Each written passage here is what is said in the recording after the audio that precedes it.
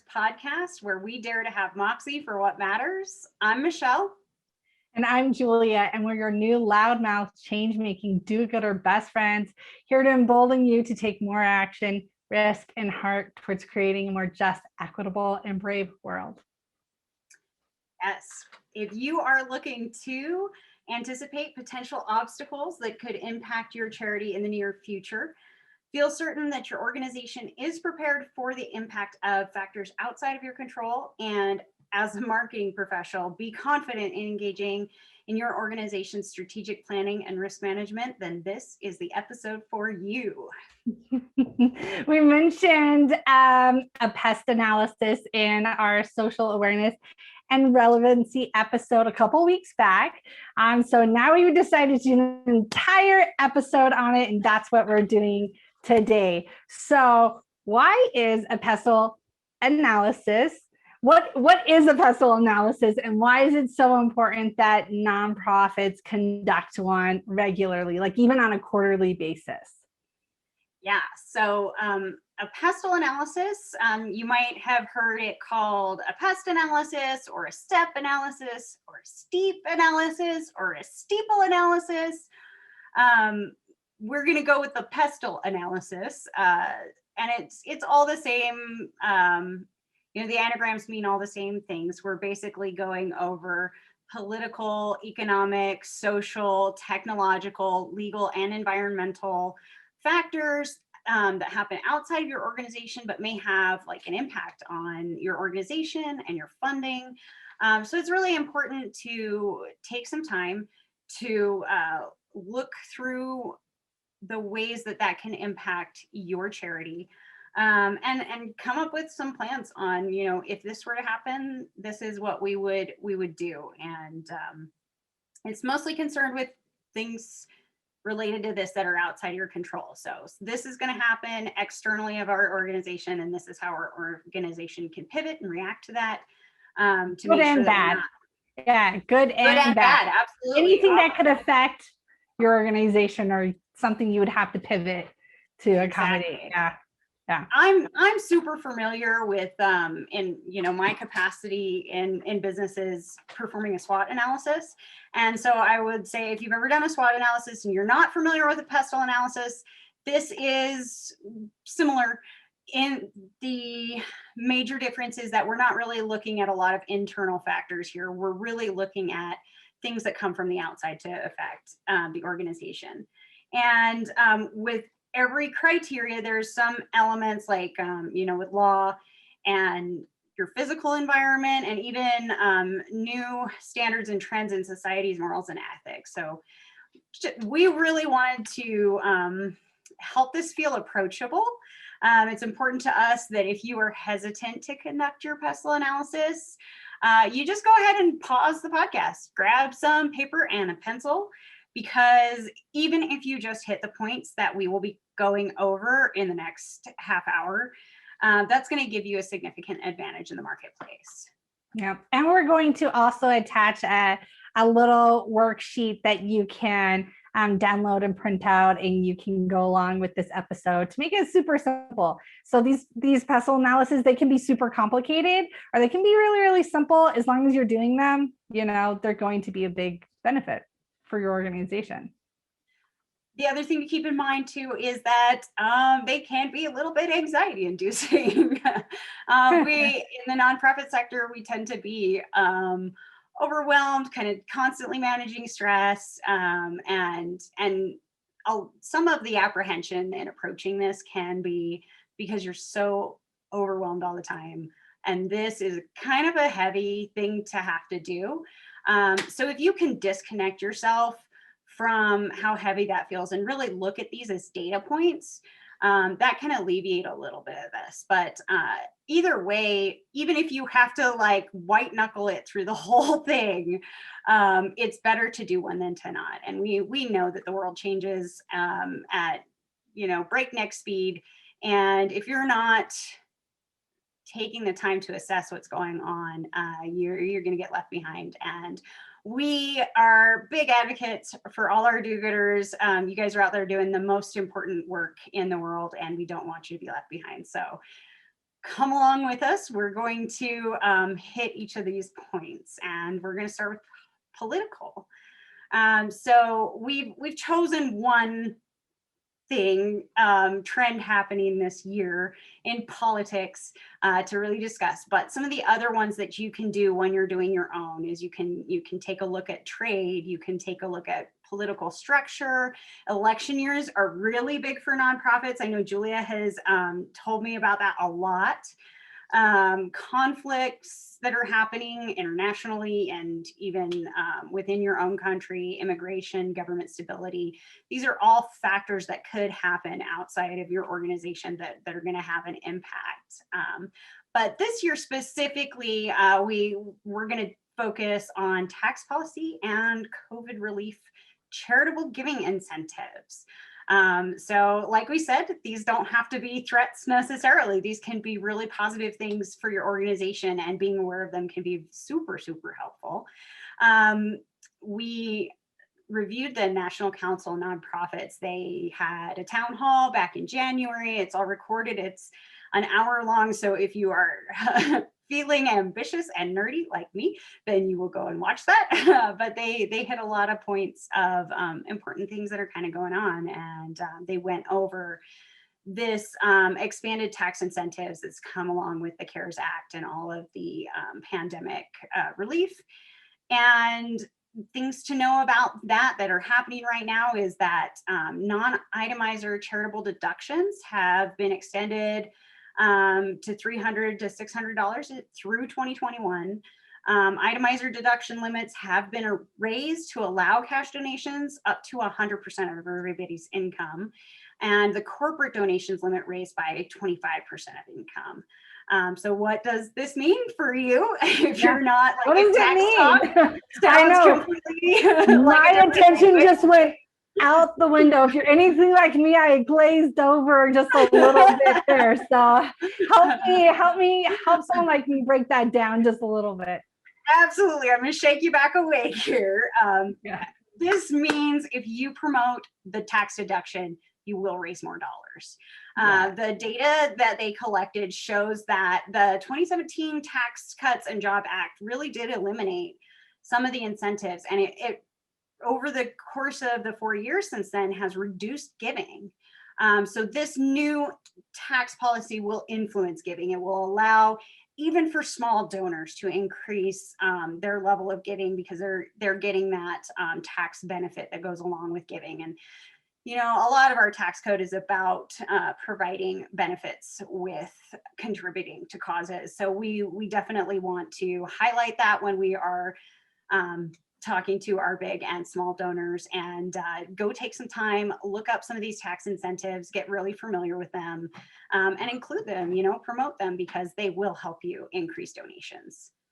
Yes. So on like that marketing level, this mainly is going to apply to like bigger donors, but smaller donors, like Michelle said, there's a lot of benefits for them too. And this may not be applicable for all your platforms, but it's definitely a really cool thing that nonprofits need to know about that's going to get donors even more excited about donating. So the next one on our list is economic. E is for economic, and some of the economic things that you should be keeping a look out for that might affect your nonprofit are unemployment, inflation, income inequality, financial markets, and interest rates, and business cycles. So we're going to talk about employment. So nonprofits are actually the third highest revenue generator industry in America. And they actually create 1 out of 10 jobs in the US.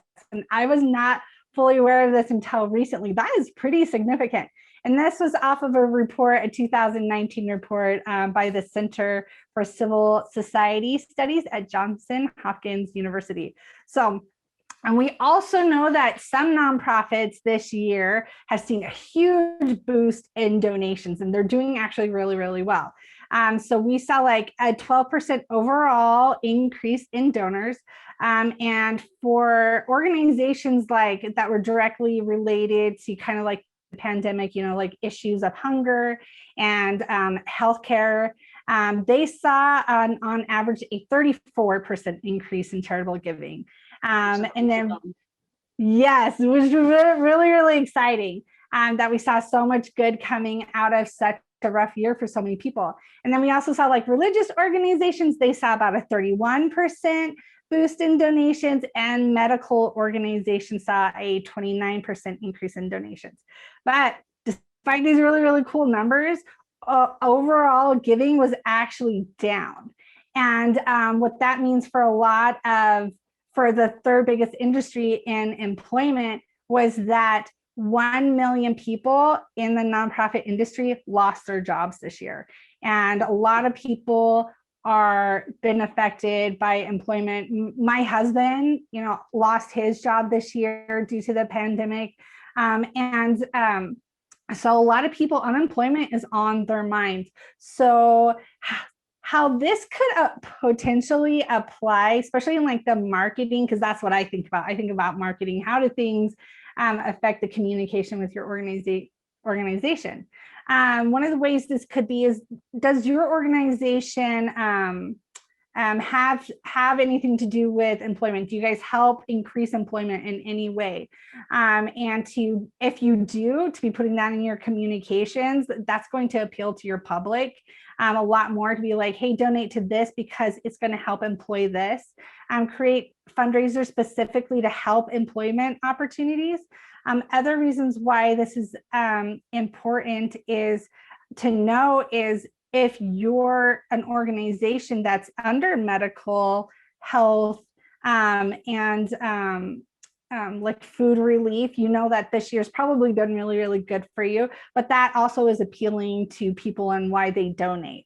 So there's a lot of reasons why those stats are important for you to be aware of them and implement them. Also, like another thing you can do is, if you're having a hard time with people interested in donating to your cause, think of ways that you can help solve these unemployment issues. Is there a way that your company, your nonprofit can solve some unemployment issues? And if so, like pivot your company a little bit. Maybe the interest is no longer in what you're doing, and there's a way for you to help bump up that employment rate and get the public involved and excited about it. All right, Michelle. Yeah. I think the other thing about that too is that the people who were laid off, it's not like the people outside of the workforce are people who lack for talent and skills. All kinds of companies closed this year. All kinds of people with incredible skills are out there, and some of how helping them regain employment can be networking opportunities, and maybe that means volunteering for your organization. Now, of course, we all know that COVID really limits in-person volunteering, but have you come up with ways for people to volunteer virtually? Is there ways for people to lend their professional skills to your organization? I know starting new programs can always be really taxing on your resources, but it can also be very rewarding. And so if it makes sense for your organization, if it helps somebody out, we know that mental health is a big issue for everybody right now, and languishing in an unemployment period can be really hard. And sometimes just getting out and doing something meaningful can help somebody remember how talented and skilled they are, and them interacting with you can help them make connections. So remember that's a good opportunity that comes out of this like really hard year. And we know that the nonprofit world is staffed by 75% women, and women were some of the hardest hit this year, because kids came home, women just had to leave their jobs. Sometimes they weren't laid off, they just needed to stay home to help see to their children, and creating opportunities for them to be engaged can help you make connections with amazing people you would not have met, because they would have otherwise been engaged in their career and not connected with you. So great opportunities. Absolutely. Lots of ways to get creative on how to help with that unemployment rate. And then what do we have? What's our third one? Social. So PESTLE, S. PES. This is the S. And some examples of points that you might go over when you're doing a PESTLE analysis is, cultural dynamics fall under the social category, aging trends, education, race dynamics, religion, health trends. And we're specifically going to focus on equity because equity is really big. When we visited the National Council on Nonprofits and looked at their public policy declaration for 2021, they've mentioned in a couple of their major areas of focus that they are going to be focusing on equity. It continues to become a larger force in society. It has a meaningful impact on consumer values. So when we're thinking straight up about consumers in the US, this is the number one value for them. I think, Julia, you were saying that it had been something else for a long, long time, but 2020 saw that was loyalty. Really yeah, slot. for a really long time, consumers' number one value was loyalty, and it switched in 2020 to equality, equity in business, and it just really shows you, like, how do they put it?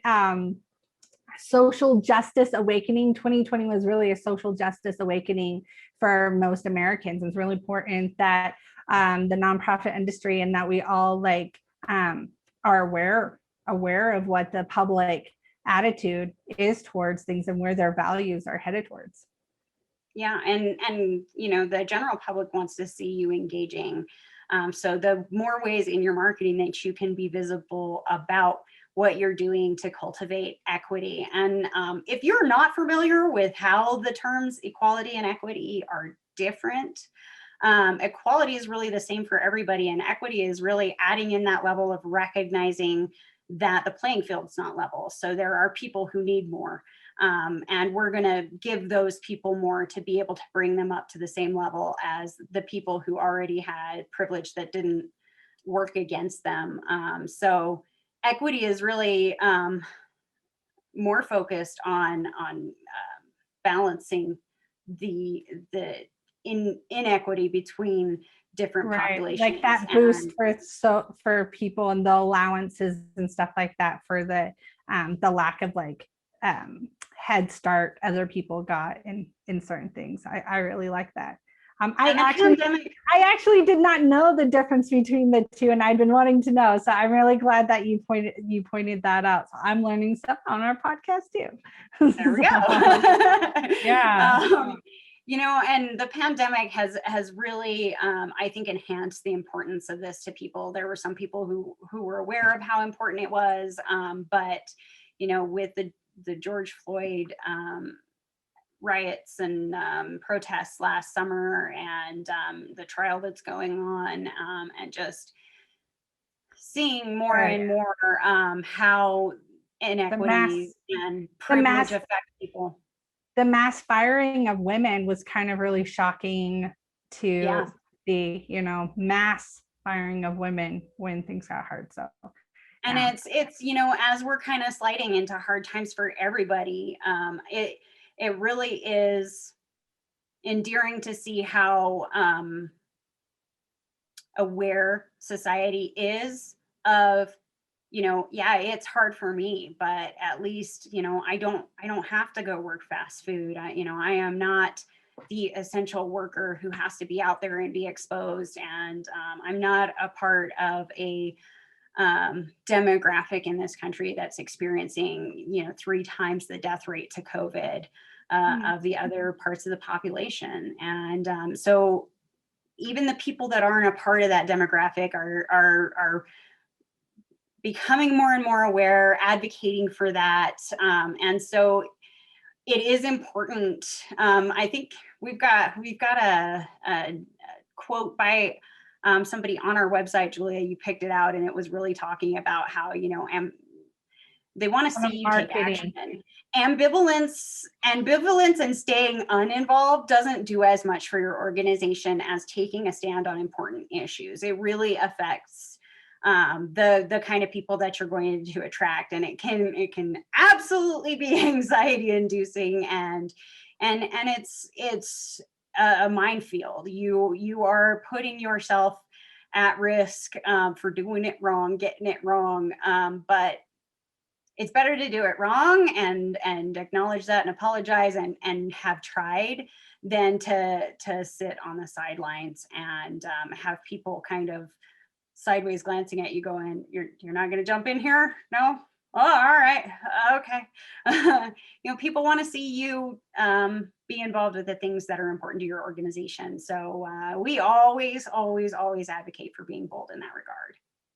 Absolutely. So it would be really, really smart if you pivoted your marketing to really like emphasize these aspects of your brand that speak to like social justice and empowering consumers, and push yourself to participate in civic dialogue and express the things that are also important to your organization, that's important to your constituents. Very important with your marketing. Absolutely. For Give us the tea, Julia.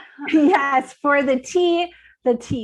I'm like, that means different things in TikTok. Yeah, it does. It's not that tea. We're not giving you that tea this episode. That will be another episode. And the tea we're giving you for the PESTLE analysis is technology. So some examples of how technology can affect your nonprofit is analytics, how those are written and how those are delivered to your organization, new donation platforms that make it easier or more engaging, social media apps. That's really important to keep your finger on the pulse about that.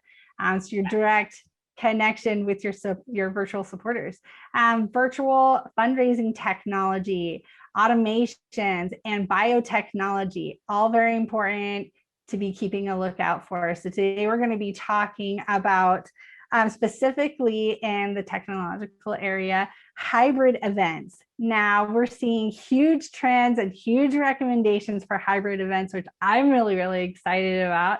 I've got to do a couple of those, and you're able to connect with supporters on a really neat level that we've not really seen nonprofits do before because of technology. So this is a happy one, I think so. Okay, what is a hybrid event? A hybrid event describes an experience composed of both in-person and virtual elements. This could be an event that occurs face-to-face, or for one part, and then also have like people in person as well. Or it can be like a regular in-person event with some type of like digital component or live streaming happening, where you're also like answering questions with your constituents. So we do know why this is really important is because, and why this still matters now is because COVID cases are actually rising in a lot of part of the world, and with restrictions being taken away with mask wearing, there's some predictions that those COVID rates are going to be going up here in the United States as well. So, going back to normal, there's never going to be normal ever again, right? Who knows how long this is going to last. It's going to affect some people for the rest of their lives, unfortunately. And we know some of those people. So hybrid events are important, and you should be paying attention to them and implementing how can we connect with our supporters that are not going to be able to engage with us in person. Some of our supporters are going to be, but that's not the reality for all of our constituents and all of our supporters. The world will never be the same again, and we've got to make accommodations for those things. And hybrid events is a really great way to solve that. So look into that. There's so many cool things so many nonprofits are doing, and even not even just nonprofits, but like companies everywhere. They are coming up with the most creative hybrid events and virtual events, like really connect. And what's really kind of cool about the hybrid events is like they're able to connect with supporters that they weren't able to connect with before COVID. Like, the introverts of the world, or people who are homebound, that they're finding like some really incredible benefits to that. So, all right, now we're on to L.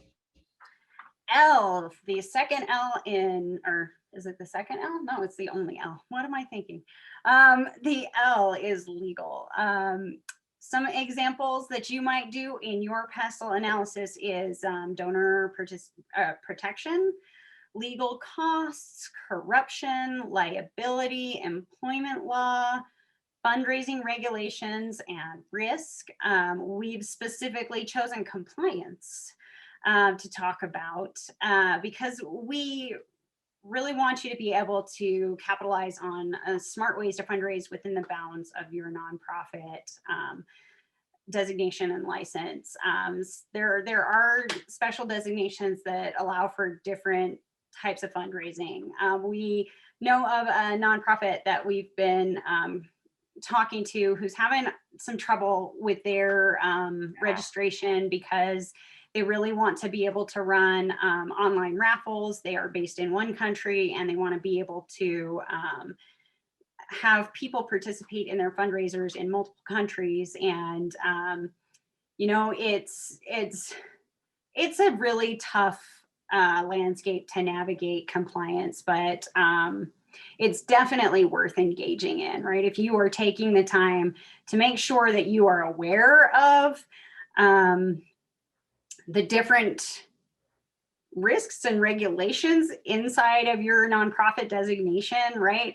If you want to have an online store, then you might be subject to sales tax, and that could, in certain cases, lead to you losing your nonprofit designation, or it might put grant eligibility at risk for some grants that would have been perfect for your organization, and you didn't know that prior to starting an online store. So, we really advocate for brainstorming and also for collaborations, right? If you know of a nonprofit in your area who has that figured out, they're doing something similar to the mission that you are trying to follow, but they are seeming to be able to fundraise in a different way than you are, maybe collaborate with them, run collaboration events that benefit both of you, or get together a group of 3 or 4 nonprofits and hold an event where you can pool resources and be able to help benefit all of them. I know we work with some of the really like starter or smaller size ones, and then kind of look at some of this and they go, we're wholly volunteer based. We don't have any staff. So dealing with some of these things is just kind of outside of our reach, and you can get super creative with it. It's you can get super creative, but as Julia knows all too well, we were laughing when we were working on the outline for this episode, because we all know that moment when you have a new employee or an intern come on board. Yes. And they have all the ideas. all of the ideas. And you have to just take a step back, and because let's not crush their spirit. Let's not do that. And we actually joked about, it's almost like you need to have a flow chart for all the ideas they're going to have to be able to hand them, and like, should we have an online store? Yes, here's the next step in that flow chart of conversation. When you're stepping into a brand new nonprofit, with the different ones I've worked in, you don't know all the layers that they know and all the things that they've tried. And so we did have kind of a running joke at the last nonprofit that I worked at, like when we get a new intern and they come in and with their big eyes and they have all these big lofty ideas, just like we did when we first started working there. And it's funny because I'll look at the other girls in the office, and we'll all like kind of look at each other. We know what the intern is about to pitch us. It's always the same pitches. We should sell this, we should do this, and we do this, and we let them finish because we're about to squash their dreams about all the limitations of a nonprofit. But like, you want to do it in a way that's like encouraging, maybe they will have some really good ideas you didn't think of, but it's usually the same, like selling things, and or even like commercials that they didn't all the way think through, and we can't do that. But yeah, like navigating all those limitations, and it's complicated. It's all the legal things at the nonprofit. It is so complicated. There's usually a dedicated person just focused on keeping like the legal stuff like up to date and stuff like that, because it is, I sometimes I even zoned out of how complicated it got with the legal stuff. I'm like, just tell me the rules that I need to know about for marketing, because that is a headache. Like, they deal with a lot. You guys all deal with so many little complicated pieces to weave together a functioning nonprofit. So yeah. The regulation, the compliance environment for nonprofits is very, very stringent, especially in the United States. There are other countries where the requirements are not quite as stringent as here, but I think we all deal with regulations in one way or the other, and just being able to navigate around that environment. And also, here's your friendly neighborhood reminder to keep an open mind. I know that when we are approached with that intern who's all doe-eyed and rose-colored glasses, and they're ready to like start taking the world by storm. Them. we do. We love them, and take advantage. Like, have a conversation about it. Like, this is what we found when we looked into that, because we're doing a PESTLE analysis. We know things change all the time. And if you don't have a plan for that intern that's absolutely going to keep them busy the entire 60 hours a week that you're going to need them for, maybe some of what they can look into is what the new regulations are. And that would probably really empower them and make them feel like they're doing important work. Always, it goes without saying, I think nonprofits are great when it comes to working with interns and inspiring the younger members of the industry. But try not to be a jaded old lady like I am sometimes when the newbies start. just try and leave some space for them. But ultimately, the last point I wanted to make on this one was, sometimes at the end of the day, the most valuable thing that you're going to be able to do for your organization is to respect the bounds of those compliance laws. And that's okay. It's okay to revisit them. It's okay to accept a volunteer's suggestion and try and figure out ways that you can make those kinds of opportunities work. Maybe it comes with having a couple of special volunteers who are willing to run an online shop and do all that cataloging, inventory, sales management, fulfillment for you, and be able to just donate proceeds to you at the end of the day. Some people come across some really special volunteers like that, and hey, shout out to those people who are awesome. Absolutely. But not all of us do. That doesn't mean they're not out there. Keep your mind open and manifest those awesome opportunities. Yes. All right, so we're going to go on to the last E, which is environmental. Yes. Julia, take it away. All right, E for environmental. Some of those key factors to look out for are environmental resources. How are they? Do we have a lot of them? Are we losing out on them? Economical attitudes, weather, natural disasters, agriculture, sustainability, location, and pollution.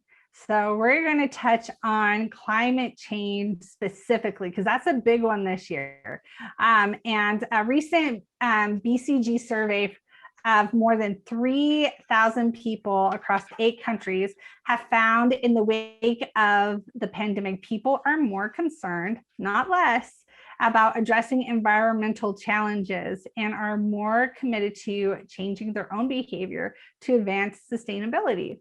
So that's pretty cool. So it's on the mind of almost everybody. And so they've got, as the results were 70% of those people who took the polls said environmental issues are more important to them now than before the pandemic. And 87% said companies should absolutely integrate environmental concerns into their products, services, and operations to a greater extent than they have in the past. So knowing this information is really important and is a big impact point for your organization. So how you can utilize that is like finding ways to incorporate environmental awareness in your nonprofit's efforts and in your public communication with your constituents. And you could, by doing that, you could really benefit from your charitable giving and see donations come in when you really just connect with what your constituents are really concerned about, appeal to like what's appealing to them and make those changes. So I'm really excited to see that, really excited to see the mass interest in change, you know, because like in a pandemic year, you know, instead of people like going inwards and becoming really selfish, they're thinking of each other, they're donating, they're thinking of the environment, and they like want to make changes. It's a huge awakening time for them. So really encouraging to see some of these stats and studies and trends that we're seeing. I think it's always a great reminder for nonprofit professionals, the nonprofit industry, because you know, we are the champions of the goodness of people. Like, we are building entire organizations off of the idea that somebody out there is going to agree with us that something needs to change, and we're gonna go out there and we're gonna tackle something hard that isn't being addressed by you know, by the capitalist market, something that's outside the bounds, something that we just can't even abide exists in the world that we live in with all of the resources and abundance. And so it's funny how that jaded attitude can kind of sneak in there when you're not paying attention. But we look at some of these trends, and we're able to just kind of reaffirm our belief that people are inherently good and people want to do better and people want to help out the world. And so, you know, seeing how many people are really thinking that, you know, companies need to get involved with helping with environmental issues, that there are countries out there that are dealing with climate change at a level that we're not yet exposed to. And absolutely, there's some self-preservation in there where you go, you know, like, if this is happening somewhere else, how long is it before it happens to me? But we all know that the driver of philanthropy is just the goodness of the human spirit. And so think about the ways that your organization is integrating sustainability within your programs, within your, I think, Julia, you said that the nonprofit you worked at, they had incorporated environmental sustainability in some really interesting little ways, and it really resonated with donors. It really resonated with the supporters of the program, right? Yeah, we had some items that people in India had made handmade, and they made it from recycled paper and recycled saris and stuff like that. And we had all these beautiful like journals that we were able to put in a package for like new sponsors. And because we knew of this PESTLE analysis that like people's minds are on, you know, environmentally friendly items and sustainability, we knew to highlight that journal and how like it gives jobs, it helps, you know, reuse, recycle. What is the three things? Reuse, recycle, reuse. It's definitely reuse. Yeah, we were able to highlight that to get people even more excited about the sponsorship program that we were working on. So yes, it works. Pay attention to what people are wanting, and it's just so encouraging. It's a good time to be a nonprofit. I know a lot of nonprofits were hit this year, but what you can get out of it is that people are more socially conscious than ever. They're more environmentally conscious than ever. They are more focused on purpose and meaning more than ever. And I'm serious. I wouldn't be surprised if we saw a huge upswing and overall donations as nonprofits pivot their marketing and their communications and the direction of their focus and fundraising and really connecting with do-gooders, Yeah. And I've got a lot of hope for all y'all nonprofits out there. You're going to be awesome. Absolutely. I think, having something so big like the pandemic happening to everybody really brings it home, really reminds you of what's important in your life. And, even before the pandemic, we were seeing purpose in your work surging as far as importance to the working class of our country. And, I feel like I got laid off, and getting laid off at the end of last year, it wasn't, it's not an easy thing to go through, but at the same time, I remember just kind of going like, I'm supposed to be doing something incredible, and I need to make sure that I am able to incorporate that into my next step, because just participating in the rat race and just participating in what is, providing financial stability for my family, clearly wasn't as safe a choice as I thought that it was. And things happen. The world changes. That's why we're recommending you do PESTLE analyses. But people are more aware than ever how important it is to do good in the world and to contribute to goodness in the world. And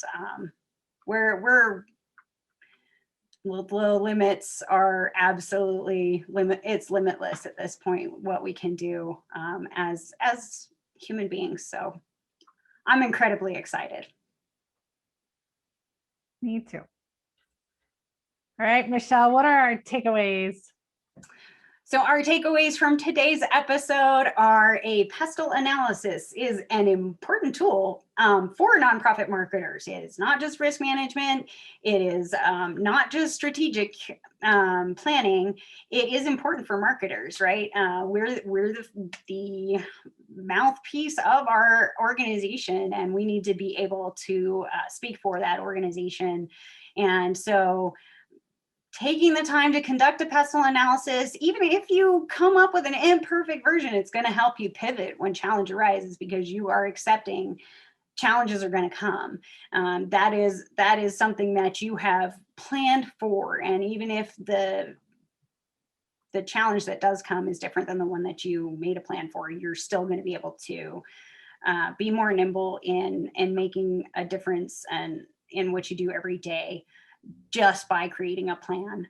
Remember that each of these factors, you need to include both benefits and threats. I think that we start looking at some of the stuff that's going on in the world, and we start to kind of get into this realm. I think that's why a lot of people end up avoiding some of this planning is, we're already dealing with so much.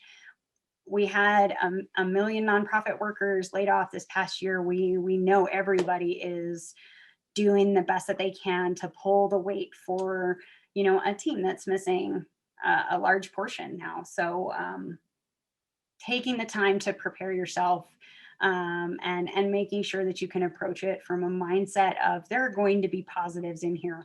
And if I can find some positives in some of these things that I'm bringing more awareness for my organization to, then we're going to be able to sustain our organization, to grow our organization.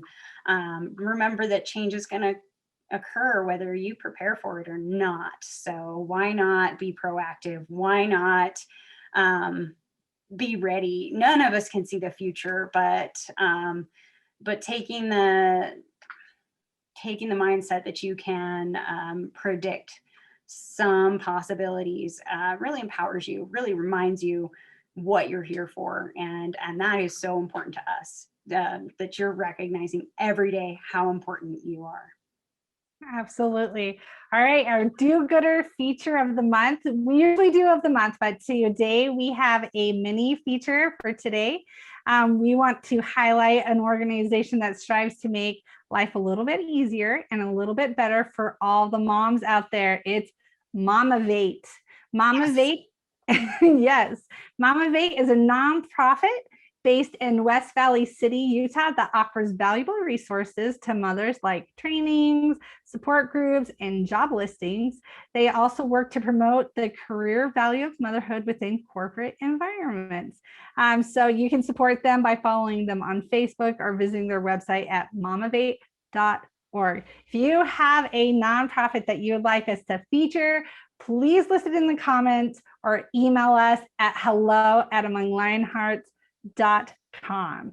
All right, Yes. Michelle, what's our do-gooder hype up message for today's episode?